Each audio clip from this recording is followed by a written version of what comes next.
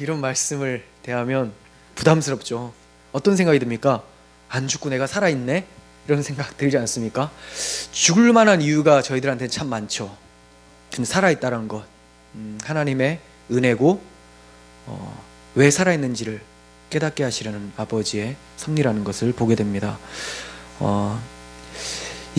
출애굽기 21장을 참 연구하면 저뿐만이 아니라 연구하는 사람들이 굉장히 곤혹스럽습니다. 이건 지금 우리나라에 있는 법도 아니고 무슨 이야기가 있는 것도 아니에요. 내러티브적인 어떤 설명으로서 재밌게 출애굽의 여정 이런 것도 아니고 그냥 법이에요. 법 공부는 우리나라 법도 공부하기가 힘든데 이스라엘 법까지 공부해야 되는가라고 생각이 되죠. 여기서 무엇을 하나님께서 말씀하시는가를 생각하는 것이 참으로 어렵습니다. 할 때마다 건너갈까?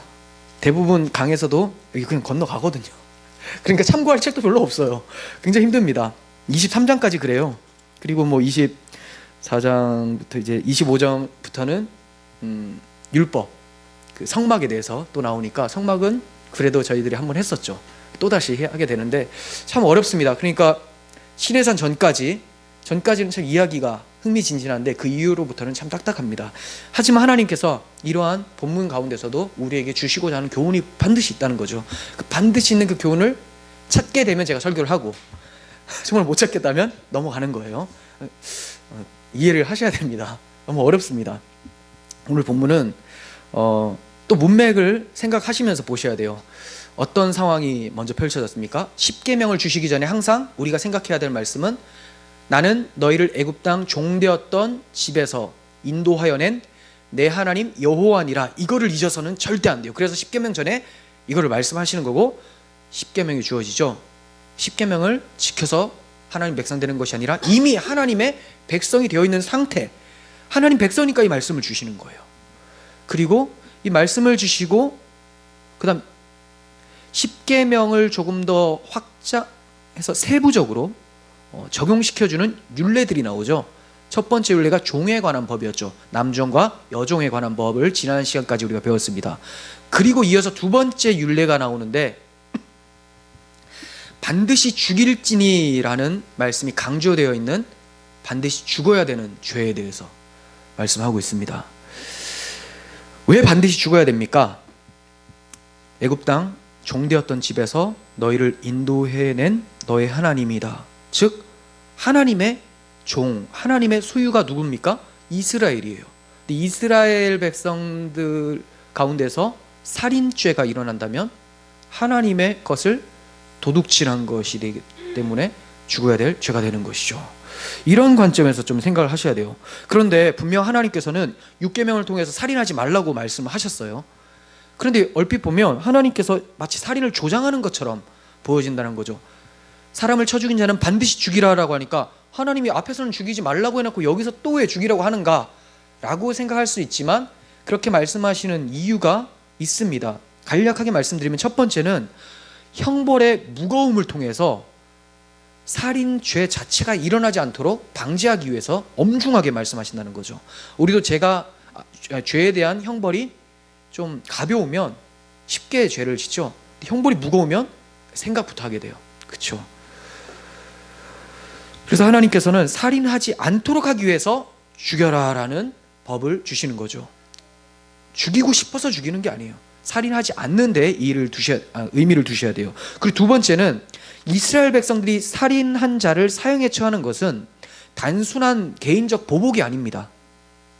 앞에서 말씀드렸지만 하나님의 소유물들이죠. 이스라엘 백성들은 여기에 하나님의 소유물에 상처가 났기 때문에 하나님을 대행해서 심판을 하게 되는 개념이 있어요. 즉 하나님을 공격한 것이기 때문에 그 죄값은 바로 사망이 되는 것입니다.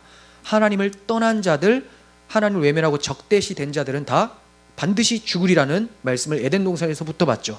여기서도 그대로 이어지게 되는 것이죠. 하나님과 적대 관계에 있게 되는 것, 그게 바로 이스라엘 백성들 사이에서 살인이 벌어지는 것을 말씀하는 것이죠.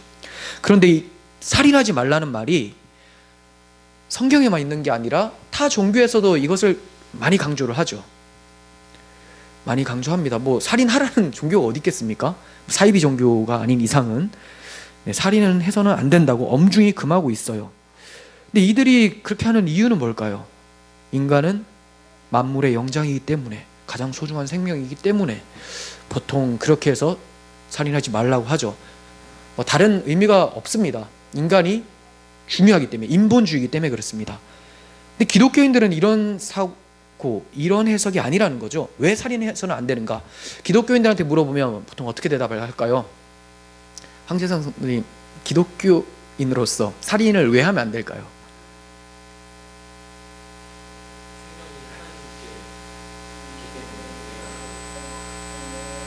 네. 권리가 없다. 하나님께 생명은 속해 있기 때문에 할 권리가 없다. 맞습니다. 이거 말씀드리려고 했던 거예요. 또 조금 다른 표현, 똑같은데 주로 이런 대답을 많이 해요. 하나님의 형상대로 지음을 받았기 때문에 살인을 하면 하나님의 형상을 훼손하는 것이다.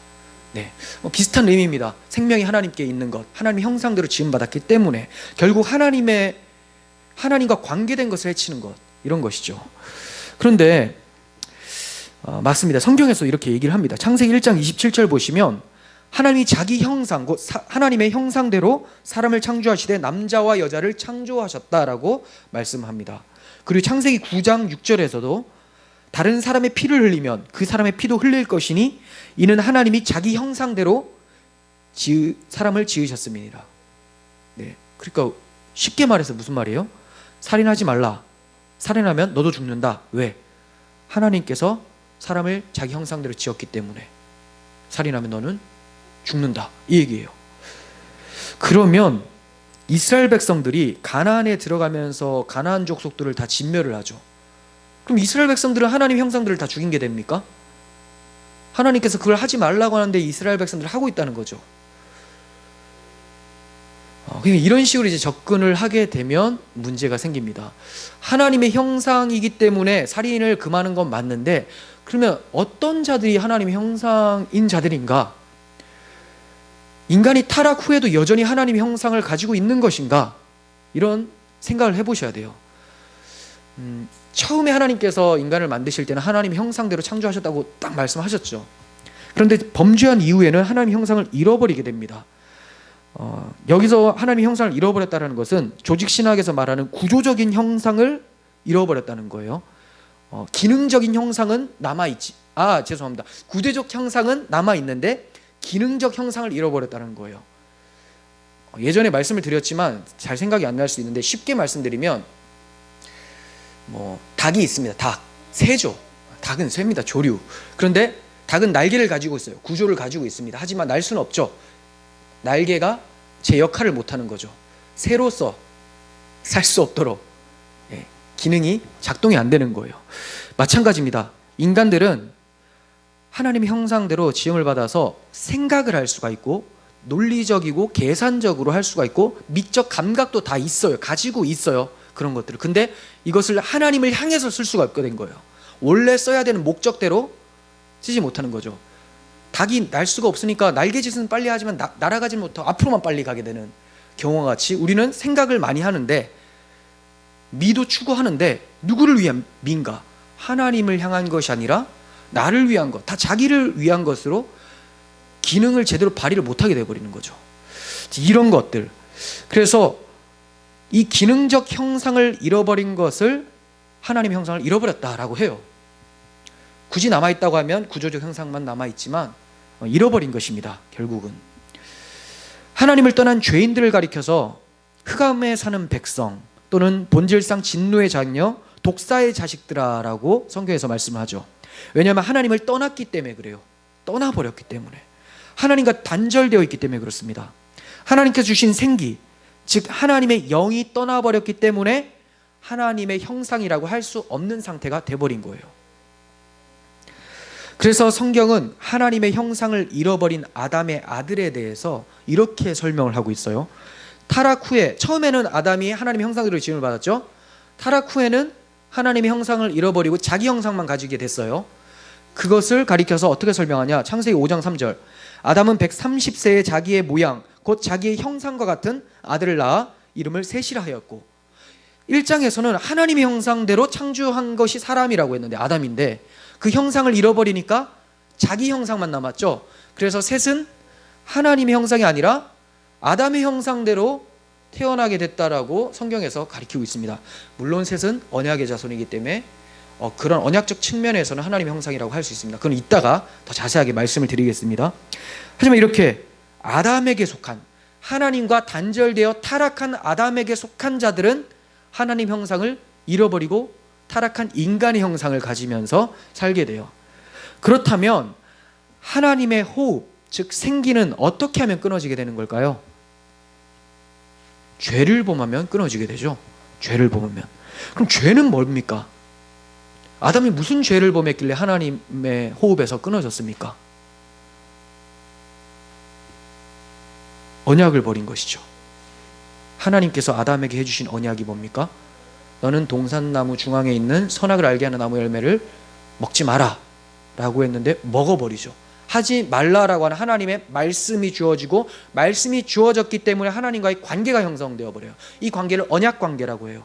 언약 관계는 하나님과 관계가 형성된 사람을 말을 해요. 하나님의 형상을 유지하는 자에게만 하나님이 언약을 주십니다. 하나님이 말씀을 아무한테나 하는 게 아니에요. 불신자들한테 가서 하나님 말씀을 전해보세요. 그러면 반응을 안 하죠. 왜? 아무 관계가 없기 때문에. 근데 이 하나님 말씀은 하나님과 관계된 사람들, 하나님의 형상이 있는 사람들에게만 주어진다는 거죠. 아담에게 처음에 말씀을 주셨다는 것은 하나님의 형상이 있었던 거죠. 근데 아담이 이 언약을 깨트려 버리죠. 자기가 스스로 무엇을 판단하고자 먹고 스스로 왕이 됩니다. 하나님이 되어버립니다. 그러자 하나님의 형상이 훼손이 되어버리고 자기 형상만 갖게 되는 것이죠. 그렇다면 하나님의 형상을 회복하려면 무엇을 해야 될까요? 거꾸로 생각하시면 돼요. 회복하려면 다시 언약 관계에 들어가면 돼요. 다시 언약 관계, 다시 말씀을 받고 하나님의 언약 관계에 들어가면 돼요. 이렇게 하나님의 언약 관계에 들어온 자만이 하나님의 형상이 되는 거예요. 즉 언약 안에 있는 하나님의 형상이 회복된 자들을 죽이는 일에 대해서 살인이라고 얘기를 하고 있는 거죠. 여기에 출애굽기에서 주어지는 율례는 이스라엘 백성들한테 주셨다는 것을 잊어서는 안 돼요. 그래서 제가 너희는 애굽 땅 종되었던 집에서 내가 너희를 불러내었다라고 말씀하시는 것을 시작을 계속 말씀을 드리는 이유가 하나님의 언약 관계 가운데 하나님의 소유가 됐다라는 것을 잊지 말라는 거예요. 그러니까 이스라엘 백성은 지금 하나님의 언약 관계에서 하나님의 형상이 회복된 자들, 이 자들에게 살인하지 말라는 말씀이 주어지는 거예요. 저기 이방 나라들한테 하나님이 살인하지 말라 안 해요. 그들은 하나님의 형상이 아니기 때문에. 근데 하나님의 형상이 회복된 이스라엘 백성들은 살인을 해서는 안 되는 게 되어버리는 것이죠. 그래서 우리가 앞에 읽었었던 창세기 9장 6절 있죠. 이 말씀을 다시 한번 보시면 다른 사람의 피를 흘리면 그 사람의 피도 흘릴 것이니 이는 하나님이 자기 형상대로 사람을 지으셨습니다. 자, 이게 누구한테 하신 말씀인지 아세요? 하나님께 은혜를 입어서 언약 관계에 놓여있는 노아와 노아의 아들들에게 하신 말씀이에요. 홍수 이후에. 하나님 홍수 이후에 노아에게 언약을 주시거든요. 언약 주시기 바로 전에 이 말씀을 해주시는 거죠. 왜? 이들은 하나님 형상에 회복된 하나님의 소유들이니까. 그러니까 하나님의 소유니까 너희들 안에서 그렇게 살인하면 안 돼. 왜? 그건 누구에게 대한 살인행위입니까? 하나님에 대한 살인행위가 되는 것이기 때문에 그렇습니다. 그런데 노아에게 언약을 체결해 주시는데 어떻게 체결이 되는지 아세요? 이후에 나타나는 내용은 노아가 정결한 짐승을 제단에 바침으로써 언약 관계가 체결이 돼요. 노아의 방주, 홍수 이후에 방주에서 살아서 나오고 나서 이가 하나님과 언약 관계에 놓일 수 있게 되는 방편이 뭐냐? 흠없는 짐승이 희생제물로 드려짐으로 언약 관계가 놓인다는 거죠. 아담이 처음에 하나님과 언약 관계할 때는 이런 게 없었어요. 왜? 죄가 없기 때문에. 죄가 없으니까 그냥 하나님 바로 말씀 주는 거예요. 너 이거 하지 마라. 나는 네 주인이다 라고 말씀하시는 거죠. 선악과를 먹지 말라는 게 나는 네 주인이니까 너 이거 하지 마. 그것이 내가 너를 사랑하는 방법이야. 안 먹고 나와 동행하면서 기쁨을 누리자 이거거든요. 근데 죄를 범하면 죄값을 지불을 해야 되죠. 그러니까 죄인이 언약 관계 다시 놓으려면 반드시 지불해야 될 대가가 있어요. 그게 뭡니까? 피해 대가입니다. 반드시 죽으리라. 그래서 흠없는 짐승이 죽임을 당하고 언약이 체결이 되어지는 거예요. 그래서 이 언약 안에서 하나님의 형상이 회복되어진다는 것을 우리는 보게 되고, 이것을 전하고 보존해야 하는 자들이 바로 이스라엘 백성들이라는 거죠. 이 언약을 전하고 보존해야 되는 자들. 그래서 하나님의 은혜 언약을 이들이 보여줘야 되기 때문에 하나님께서 너희들 살인하지 말라. 왜? 이들을 통해서 은혜 언약이 뭔지를 전하고 보존해 가시니까. 살인하면 안 된다라고 하신 거예요. 그런데도 살인을 저지른다면 하나님의 언약을 거스르는 행위가 되고 하나님의 형상을 죽이는 행위가 되기 때문에 반드시 죽어야 되는 죄가 되는 거예요. 이러한 의미를 생각하고 본문을 보도록 하겠습니다. 이게 이제 전제가 딱 되셔야 돼요. 그러니까 여기서 살인하지 말라는 하나님 백성, 하나님의 형상에 관한 살인하지 말라다. 예. 자, 13절. 만일 사람이 고의적으로 한 것이 아니라 나 하나님이 사람을 그의 손에 넘긴 것이면 내가 그를 위하여 한 곳을 정하리니 그 사람이 그리로 도망할 것이며 사람이 그 이웃을 고의로 죽였으면 너는 그를 내 제단에서라도 잡아내려 죽일지니라. 그림이 그려지시죠? 고의적으로 사람을 죽일 수도 있지만 실수로 죽일 때가 있죠. 사고사라고 하죠. 그리고 고의로 죽이는 것을 고살자라고 하고, 이렇게 사고로 실수로 죽이게 되면 오살자, 잘못해서 죽이게 됐다, 오살자라고 하는데, 이렇게 오살자들에게는 하나님께서 피할 길을 주시는 거예요. 야, 너 모르고 죽인 거기 때문에, 너 고의로 죽인 게 아니기 때문에 내가 네 목숨을 보존하도록 길을 열어 주겠다. 그 길, 도망할 수 있는 길을, 그 성을 뭐라고 하냐면 도피성이라고 합니다. 도피성으로 쫓아가라. 어떤 자들이 쫓아갈까요? 자기가 실수로 죽였다고 생각되는 사람들. 일단 고의로 죽여도 무조건 쫓아가겠죠. 자기가 고의로 죽였다고 해서 그럼 나는 고의로 죽였으니까 안 쫓아갈래? 안 하겠죠. 일단은 쫓아갑니다. 일단은 살아야 되니까. 뒤에 보복자들이 따라와서 자기를 쳐 죽이기 전에 도피성을 피해요. 도피성으로 들어가면 못 죽여요. 자, 거기서 이제 재판을 받고 이 사람이 진짜로 오살자라면 그 성의 제사장이 죽을 때까지 거기에 머물러 있고, 죽게 되면 이제 자유의 몸으로 나오게 돼요. 더 이상 형벌을 당하지 않습니다. 근데 고의로 죽였다고 생각되면 쫓겨나서 거기에 대한 형벌을 당하겠죠. 반드시 죽임을 당하겠죠. 그런데 이 말씀을 잘 보시면 고의로 살인한 것이 아닐 때를 가리켜서 이상한 말씀하시죠. 하나님이 이 사람을 그의 손에 넘긴 것이다. 나는 실수로 죽였는데 내가 고의로 죽인 것이 아니니까 이거는 뭐가 되는 거예요? 하나님께서 나의 실수지만 내 손에 하나님께서 넘겨주셨기 때문에 이가 죽은 거다. 이렇게 얘기하는 거예요. 그러니까 네 죄가 아니야. 하나님께서 그의 생명을 가져가시려고 너를 사용하신 거야. 이런 표현이 되거든요. 이건 분명 사람의 생명이 하나님의 섭리와 주권에 있음을 보여주는 말씀이죠. 하나님이 넘겨주면 죽는 거고 하나님이 잡고 있으면 사는 거예요. 이거는 성경의 전체적인 메시지죠. 하지만 이 말씀을 주신 진짜 의미는 조금 다릅니다. 이건 우리가 유추할 수 있는 교훈이고, 진짜 주신 의미가 뭐겠습니까? 생각해 보세요. 여러분, 하나님이 사람을 살인하도록 넘겨주신 가장 큰 사건이 뭔지 아세요? 자기 아들을 내어주신 사건이라는 거죠. 십자가 사건이에요. 사도행전 2장 23절 보십시오. 그가 하나님께서 정하신 뜻과 미리 아신 대로 내준 바 되었거늘 너희가 법 없는 자들의 손을 빌려 못 박아 죽였으나 라고 합니다. 법 없는 자들, 로마 사람들, 이방인들이죠. 너희가, 유대인들이에요. 합작을 해서 누구를 죽입니까? 하나님의 아들을 죽여요. 십자가죠. 근데 그 십자가를 누가 허락한 거예요?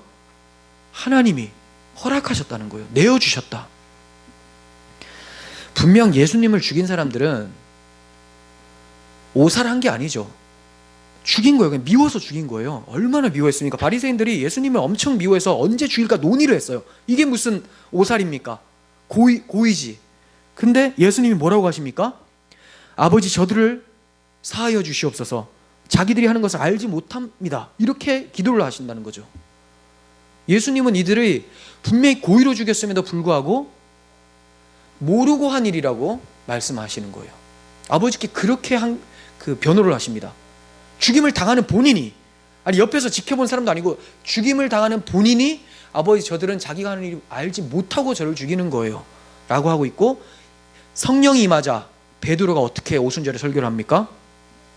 형제들아, 너희가 알지 못하여서 그리하였으며 너희 관리들도 그리한 줄 아노라. 성령이 임하니까 알게 되는 거예요. 아, 십자가 사건은 오살이구나. 이상하지 않아요? 고의로 죽인 건데 어떻게 이게 오살이 됩니까? 그렇게 봐주신다는 거예요. 그렇게 봐주신다. 왜 알지 못한 것이라고 봐주십니까? 하나님께서 그들의 손에 자기 아들을 내어주셨기 때문에 그렇습니다. 아들을 내어주시는 아버지의 사랑이 고살자로 하여금 오살자가 되게 하여 도피할 수 있도록 해주셨다는 거예요. 그 우리를 향한 아버지의 사랑이 이렇게 커요. 우리는 분명히 고의로 죽였습니다. 우리가 무슨 모르고 예수님이 죽입니까? 우리의 이 악한 마음은 지금 예수님 오셔도 충분히 죽일 수 있는 그 죄성을 장착하고 있잖아요. 그런데 하나님이 이것을 모르고 죽였다고, 내가 너에게 넘겨줬기 때문에 그런 거라고 봐주신다는 것이죠. 그런데 여기 중요한 문제가 있어요. 예수님을 죽인 자들이 모두가 다 오살자가 되는 건 아니에요. 왜냐하면 오살자는 자기가 실수했다는 것을 깨닫고 하나님께서 정하신 곳 도피성으로 도망하는 자만이 오살자가 되죠.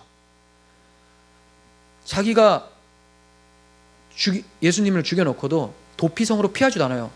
나는 그냥 죽였다, 내가 싫으니까 라고 하는 사람들, 하나님 오살자로 볼까요? 안 본다는 거. 오살자는 반드시 도피성으로 갑니다. 근데 그 도피성이 어디입니까?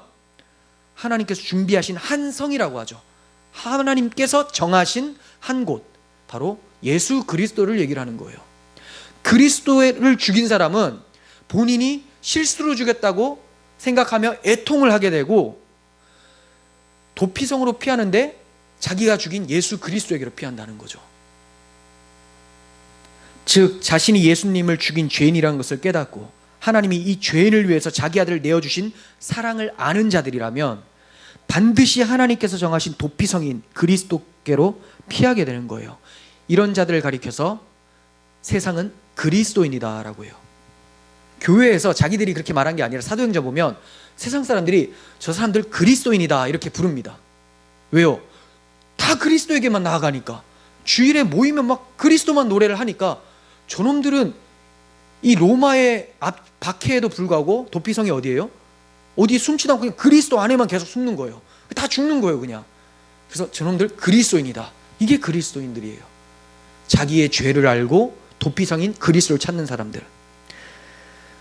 그래서 진정한 그리스도인들은 하나같이 자신이 그리스도를 죽였다고 자백하며 애통하고 회개하게 되는 것입니다. 자신이 바로 살인자며 반드시 죽어야 될 죄인이라는 것을 인정하게 돼요. 그렇게 도피성인 그리스도께 피한 사람 중 하나가 바울이에요. 바울이 어떻게 자백하는지 보겠습니다. 디모데전서 1장 13절. 내가 전에는 비방자요 박해자요 폭행자였으나 도리어 긍휼을 입은 것은 내가 믿지 아니할 때 알지 못하고 행하였음이라. 이렇게 얘기하는 거죠. 내가 그때는 예수가 나의 구원자인지 모르고 원수인 줄 알았다. 물론 내가 알고 죽인 게 맞는데 나의 구원자고 나의 도피성이라는 걸 몰랐다는 거예요. 이것을 성령이 오면 깨닫게 되고 이 아들을 내어주신 하나님께 감사하면서 도피성인 그리스도께로 나아가게 되죠. 자기를 어떻게 인식합니까?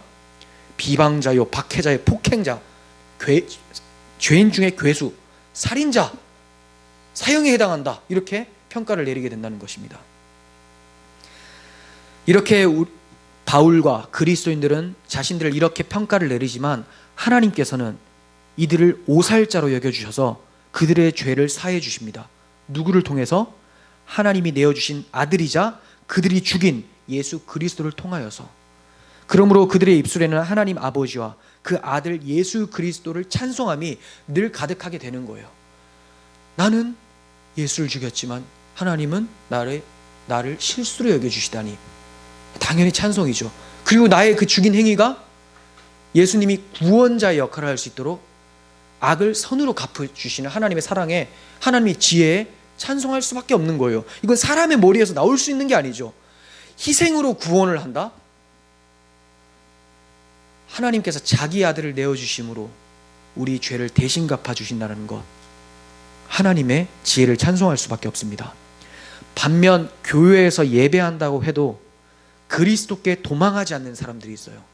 그리스도를 의지하지 않고 자기 열심, 자기 율법 지킴, 봉사, 헌금 이런 거 의지하면서 그리스도를 도피처 삼지 않으면서 예배의 형식만 하는 사람들, 이 사람들 어떤 평가를 받는지 아십니까? 14절, 고의로 죽였으면 너는 그를 내 제단에서라도 잡아내려 죽일지니라. 제단이 어디입니까? 오늘날 예배죠. 하나님 앞에 예배하는 그 순간이라도 그 사람은 살아남지 못한다는 거예요. 왜? 본질을 잊었기 때문에. 자기가 죽어 마땅하다는 걸 알고 도망가야 되는데 고의로 죽여놓고 가만히 있는 사람들, 이거는 뭐 멋있는 게 아니에요. 죄를 인식을 못하는 거죠. 악해가지고. 이런 사람들은 예배 중에 죽게 됩니다. 지금 예배 중에 죽는다는 게 아니라 하나님께서 받으시지 않는다는 거예요. 하나님이 예배를 받으시지 않는다는 것은 하나님의 형상이 아니라는 것이고 하나님과의 관계가 단절됐다는 거거든요. 이런 사람들은 예배를 하면 할수록 하나님을 살인하려고 하는, 그리스도를 계속 죽이려고 하는 것이죠. 그리스도를 죽여야지 누가 삽니까? 자기가 사니까. 그래서 자기 행위를 맨날 자랑하고 너는 왜 이렇게 못하냐, 나는 이렇게 하는데, 이런 얘기를 하는 거. 그리스도를 도피처 삼지 않고 자기 행위를 도피성 삼는 모습입니다. 예배하는 우리의 마음을 돌아보았으면 좋겠습니다. 15절, 자기 아버지나 어머니를 치는 자는 반드시 죽일지니라. 자, 이제 부모님에 대한 내용이 나오는데 이따 마지막 가면 이게 희한하게 자연스럽게 연결이 되는데 조금 생뚱맞은 느낌이 좀 들죠. 근데 이게 자연스럽게 연결이 됩니다. 보겠습니다. 이 말씀은 내 부모를 공경하라고 하신 5계명에 대한 세부 내용이라고 보시면 돼요. 그렇죠? 내 부모를 공경하라. 공경하지 않으면 죽는다, 이 얘기죠. 부모를 거역하는 죄를 이토록 중한 죄로 하나님께서 여기고 계시죠. 우리는 왜 부모를 공경하라고 하는지 10계명을 통해서 배웠습니다. 부모를 통해서 우리를 낳아주신 창조주 아버지 하나님을 보게 하는 것이기 때문에 그렇습니다. 그런데 이것은 이제 부모를 공경하라, 부모를 치는 자는 반드시 죽는다, 단순히 동양의 뭐 효사상, 유교사상 이런 거 얘기하는 게 아닙니다. 잊지 말아야 될 점은 이 율례가 하나님의 언약 관계에 들어가 있는 백성들에게 주신 율례라는 거예요. 그러므로 그들의 가정은 하나님의 나라가 되는 것이고 교회의 작은 공동체의 역할이 되는 것이고 또 이 부모는 누가 됩니까? 하나님 나라를 전파하며 하나님을 대리하는 대리자의 역할을 수행해야 되는 사람이라는 거죠. 하나님 나라고 가정이 교회니까 여기서 부모의 역할은 하나님의 모습으로 이제 비춰져야 된다는 거예요. 그 역할. 그러면 이들이 행해야 될 부모의 임무가 뭐겠습니까? 애굽 땅 종되었던 집에서 인도하여 내신 분은 여호와 하나님이시다라는 것을 가르쳐야 되는 것이죠. 이게 그들의 정체성이고 언약의 핵심인데 이것을 가르쳐 줘야 되는 거예요. 쉽게 말해서 부모들은 이스라엘 백성, 이스라엘인인 부모들은 언약의 전달자로서 살아가는 사람들이에요. 언약의 전달자로서. 이것을 모세가 신명기를 통해서 잘 설명을 하고 있습니다. 신명기 6장 6절부터 봅니다. 오늘 내가 내게 명하는 이 말씀을 너는 마음에 새기고, 자, 일단 부모인 너부터 마음에 새겨라. 이 말씀을 내 자녀에게 부지런히 가르치며 집에 앉았을 때든지 길을 갈 때든지 누워있을 때든지 일어날 때든지 이 말씀을 강론할 것이며, 쉽게 말해 쉬지 말고 가르쳐라. 틈만 나면 가르쳐라. 너는 또 그것을 손목에 메어 기호로 삼고 미간에 붙여 표로 삼고. 뭐예요? 말씀 네 몸이다 이거예요. 말씀이 바로 너의 살과 피다 이 얘기예요. 내 집 문설주와 바깥문에 기록할지니라. 도배하라는 거죠. 온 집안에도 다. 그래서 이제 이렇게 말씀 이렇게 붙여놓는 집안도 많죠. 자, 이게 바로 하나님 백성인 부모의 임무입니다. 이렇게 하고 계십니까? 적당한 때, 아이가 이제 알아들을 수 있는 때가 되면 이렇게 하십시오. 이거는 하지 않으면서 애한테 야, 너 뭐 공부는 다 했냐, 숙제 다 했냐, 그 체크하는 게 중요하죠. 근데 하나님의 말씀을 가르치는 하나님의 대리자로서의 역할에 대해서는 충실하게 행하지 않으면서 끊임없이 그런 것들에만 많이 얘기를 한다는 거, 이거 문제가 있는 것이죠. 우리 자녀들이 언약을 잊지 않았는지, 언약을 잘 알고 있는지 확인해보고 가르쳐 줘야 되는 거예요. 그래서 우리를 창조하신 이가 누구냐? 우리는 원래 죄인이었다. 죄는 뭐냐? 하나님께서 그 죄를 어떻게 용서해 주셨는가 계속 알려주셔야 돼요. 이게 그리스도인 부모의 역할입니다. 바울이 교인들을 향해서 아버지의 심정으로 어떤 식으로 표현을 하고 있는지 보겠습니다. 갈라디아서 4장 19절인데, 나의 자녀들아, 너희 속에 그리스도의 형상을 이루기까지 다시 너희를 위하여 해산하는 수고를 하노니 라고 합니다. 나의 자녀들아. 자, 교인들이 자기의 자녀처럼 보는 거예요. 왜? 복음으로 낳으니까. 근데 어떤 식으로 말을 합니까? 그리스도의 형상을 이루기까지라고 해요. 그리스도의 형상은 어디서 이루어진다고 했어요? 언약을 통해서, 복음을 통해서 이루어진다고 했죠. 예, 언약을 통해서. 그래서 바울은 늘 복음이라는 언약으로 자녀된 성도들을 가르쳤던 거예요. 그리스도의 형상을 회복시키고 점점 형상대로 자라갈 수 있도록 하기 위해서. 이것이 그리스도인 부모로서의 역할이에요. 그렇다면 이렇게 하나님의 언약을 전하는 부모를 치거나 저주하는 것은 어떤 죄가 되는 거예요? 하나님의 언약을 멸시하고 하나님을 치고 저주하는 죄가 되는 것이죠. 노아의 아들들이 방주를 준비하라고 하는 아버지 노아를 거역했으면 어떻게 됐겠습니까? 죽죠, 당연히. 홍수에 휩쓸려서 죽게 됩니다. 반드시 죽습니다. 뭐 했더니? 부모를 거역했더니. 근데 부모가 뭘 하기 때문에? 복음을 전하기 때문에. 방주를 지으라. 이게 복음이고 하나님의 약속이죠. 이거를 전했는데 이 부모를 거역한다는 것은 단순히 효사상이 아니에요. 이 부모에게 뭐가 있으니까? 말씀이 있으니까, 복음이 있으니까, 하나님이 있기 때문에.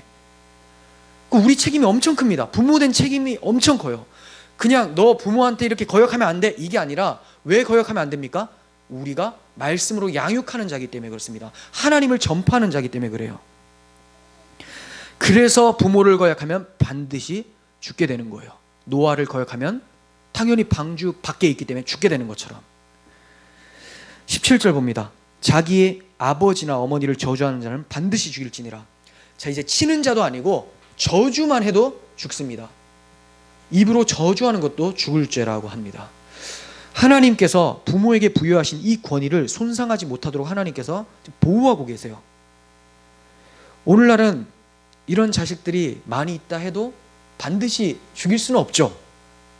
예, 법이 그것을 허락을 하지도 않고 우리가 죽일 수 있는 마음도 아니에요. 어떻게 죽입니까? 자식을 아무리 거역을 한다 해도. 그러나 하나님의 언약으로 하나님 형상을 회복한 하나님의 백성, 그리스도인 가정에는 믿지 않는 가정과는 뭔가 다른 모습이 있어야 된다는 거예요. 이렇게 반드시 그 아들을 죽이지 않아도 그런 것들이 나타나지 않도록 복음을 전파함으로써 아름다운 하나님의 열매들이 맺혀야 되는 것이 하나님의 가정이라는 것이죠. 그리스도인들의 가정. 그런데 그리스도인 가정에서도 부모를 거역하는 일이 비일비재하죠. 말세입니다. 말세. 디모데후서 3장 1절. 너는 이것을 알라. 말세에 고통하는 때가 이르러 사람들이 자기를 사랑하고 돈을 사랑하며 자랑하며 교만하며 비방하며 부모를 거역하며 감사치 않고 거룩하지 아니하며. 네, 부모를 거역하는 것이 말세라는 징조죠. 말세의 징조입니다. 그런데 이 말세의 징조가 자녀들에게 다 죄값을 돌릴 수가 없어요. 왜냐하면 자녀들을 책임지고 가르쳐야 되는 그리스도인 부모들이 가르치지 않았기 때문에 이런 일들이 발생되는 것이죠. 그러니까 본문은 우리로 하여금 그리스도인 부모로서 부모의 사명을 잘 감당하고 있는지를 돌아보게 만든다는 거예요. 이 역할을 감당을 잘 안 하잖아요. 그러면 이상한 또 범죄가 생겨납니다. 그게 16절이에요. 사람을 납치한 자가 그 사람을 팔았든지 자기 수하에 두었든지 그를 반드시 죽일지니라. 이 당시 납치는 대체로 채무관계로 인해서 사람을 납치해서 종으로 파는 것 아니면 자기 수하에 두는 것을 얘기를 해요. 그 사람을 납치해서 자기 수하 아니면 팔아버린다는 거죠. 근데 이거는 사람을 도둑질하는 거죠. 사람을 도둑질하지만 결국 이 사람들은 이스라엘 백성이기 때문에 하나님의 소유예요. 하나님의 것을 도둑질하는 거죠. 11조 도둑질과 마찬가지죠. 다 일맥상통한 내용들입니다. 이런 일들이 이스라엘 하나님의 형상이 회복된 언약 관계에 놓인 이스라엘 백성들에게서 나타나고 있어요. 뭐가? 납치가. 왜 그럴까요? 왜 이런 납치들이 나타납니까? 그래서 아까 제가 말씀드린 게 부모의 역할을 생각해야 된다는 거죠. 부모가 앉았을 때든지 길을 갈 때든지 누웠을 때든지 일어날 때든지 늘 말씀을 강론하고 손과 이마에 표와 기호를 삼고 문설주에 말씀을 기록해야 되는데 그렇게 하지 않으니까 이런 일들이 발생되는 것이죠. 그들이 가르치지 않으니까 뭐를 잊어버립니까? 가장 소중한 하나님의 언약을 잃어버려요. 언약. 나는 너의 하나님이다. 무엇으로 출애굽시켰습니까? 어린 양의 피로 희생으로 구원한 너의 하나님이다. 그러므로 너희는 내 법으로 행하라. 이게 이제 언약인데 복음의 핵심이고 성화까지 연결이 되는 건데 이거를 잃어버리죠. 가르치지 않으니까 당연히 잃어버립니다.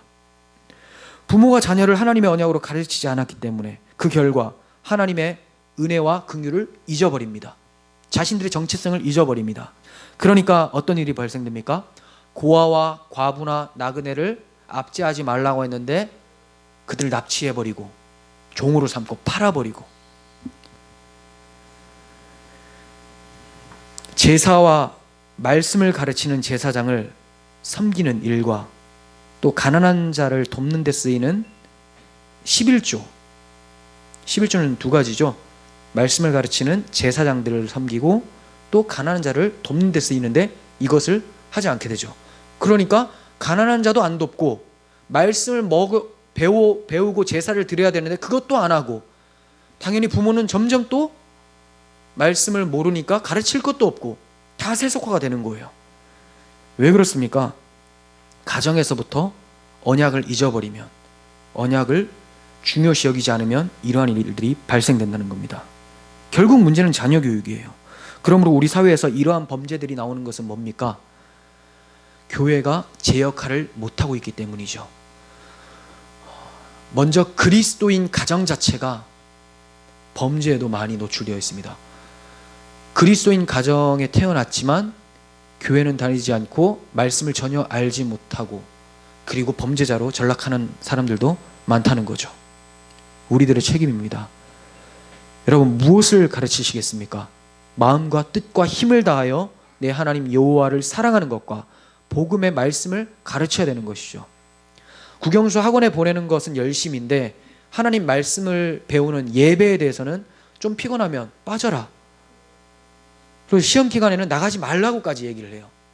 피곤하면 빠져라. 이거는 적극적인 건 아니지만 방치해 두는 거죠. 그리고 적극적인 건 뭡니까? 시험 기간인데 뭘 나가 하면서 막는 사람, 적극적으로 막는 사람들도 있어요. 이게 뭐에 해당되는 줄 아세요? 예배 시간에 복음을 통해서 무엇을 회복합니까? 하나님 형상을 회복하죠. 하나님 형상을 회복하는 것을 막는 일, 적극적으로 막는 일이든지 소극적으로 가만히 방치해두든지 다 뭐 하는 겁니까? 살인죄라는 거예요. 하나님 형상을 훼손하는 일. 그러므로 죽어야 될 자는 누굽니까? 우리 자신이라는 거죠. 그리스도인이 되었음에도 불구하고 끊임없이 가정에서도 우리 자녀의 영혼을 살인해가는 모습이 우리에게 나타나고 있다는 거죠. 물론 우리 자신의 영혼을 챙기지 않는 것도 하나님의 소유된 나에 대한 살인이죠. 그것도 죄입니다. 이러한 죄악된 마음, 나 중심적 세속적 마음들이 뭉쳐져서 뭐가 발생됩니까? 참된 하나님의 형상이신 그리스도를 십자가에 못 박게 되는 거예요. 골로새서 1장 15절 보십시오. 그는 보이지 아니하는 하나님의 형상이시오 모든 피조물보다 먼저 나시니다 라고 합니다. 근데 그 하나님의 형상을 훼손합니다. 참된 하나님의 형상 예수 그리스도까지 훼손했으니 당연히 그분께로 나아가려고 하는 자들을 당연히 훼손하지 않겠습니까? 우리가 나아가야 되는데 우리가 방해하는 자가 아닌지 돌아봐야 된다는 거예요. 그러니 우리가 이런 마음이 다 우리 속에 있기 때문에 우리는 사형에 해당한다고 할 수가 있는 거예요. 여기에 벗어날 수 있는 사람들이 없습니다. 이것을 인정하고 고백하는 자들이 십자가가 무엇인지를 아는 자들이죠. 십자가의 저주가 바로 나를 향한 저주라는 것을 알고 예수님이 나 대신 저주를 받으셨다는 것을 알고 믿게 되는 것이죠. 그 예수께서 자기를 믿는 자에게 주와 그리스도가 되셔서 자기의 형상을 입게 하십니다. 다른 말로 표현하면 하나님의 언약의 실체이신 분이 오셔서 우리 죄를 대신 지심으로 언약이신 자기 안으로 집어넣으시고 이제 영원토록 언약 관계 가운데서 살도록, 즉 하나님의 형상이 훼손되지 않고 영원히 하나님의 형상으로 살 수 있도록 만들어내셨다는 거예요. 십자가와 부활과 승천과 성령을 보내주심으로. 우리는 하나님의 참된 형상을 살인을 했는데 하나님께서는 그 참된 형상을 통해서 우리로 하여금 잃어버린 하나님의 형상을 회복시켜 주신 거예요.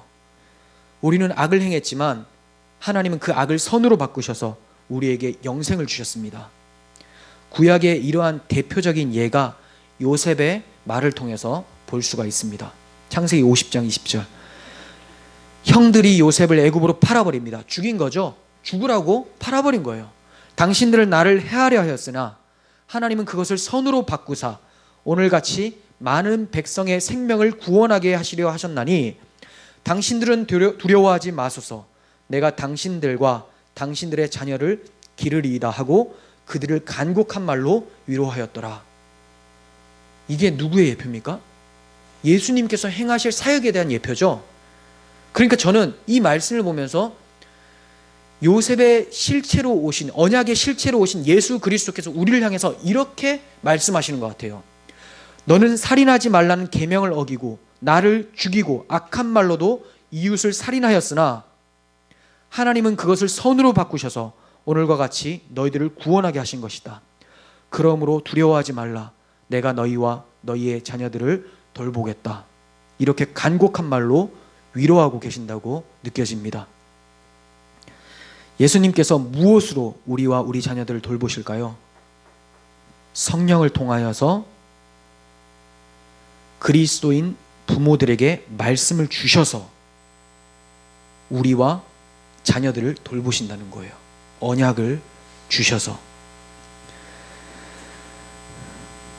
우리가 받은 은혜를 기억하면서 이제 살인하는 삶이 아니라 하나님의 형상을 훼손하고 하나님께 나아가는 것을 막는 자들이 아니라 그리스도라고 하는 언약 안에서 하나님의 형상으로 계속해서 세워져가는 우리들이 되었으면 좋겠습니다. 기도하겠습니다. 거룩하신 하나님, 저희들이 바로 하나님의 참된 형상인 그리스도와 그분을 따라가고 그분을 사모하는 형제 자매들을 악한 말로 죽이는 죄인입니다. 반드시 죽어야 될 죄가 있지만 그리스도께서 우리 대신 죽어주심으로 또 도피성이 되어주심으로 이제 그 안에서 생명을 얻고 하나님의 형상을 회복받아 살 수 있도록 해주셨습니다. 하나님, 이 큰 은혜가 있는데 어떻게 이전의 악한 모습으로 돌아가겠습니까? 하나님께 받은 은혜, 그리스도께서 행해주신 이 십자가 은혜를 기억하게 하시고 날마다 하나님의 형상을 따라가며 아버지의 뜻대로 살아가는 저희들이 되게 하여 주시옵소서. 예수님의 이름으로 기도합니다. 아멘.